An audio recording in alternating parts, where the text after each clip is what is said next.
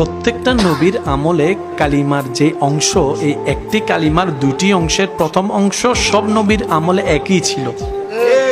যেমন আমাদের আছে লা ইলাহা ইল্লাল্লাহ, এটা সবার কাছে ছিল।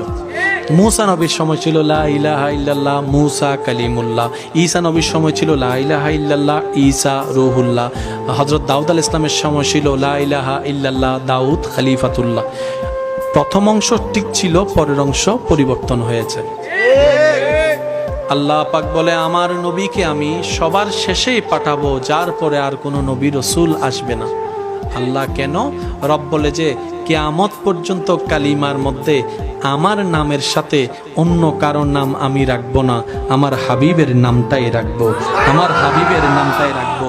আমি যদি মুসার জায়গায় নবীকে পাঠাই, তাহলে ঈসা আসার সাথে সাথে নবীর নামটা ক্যান্সেল করে এখানে ঈসার নাম যোগ করে দিতে হবে। আমি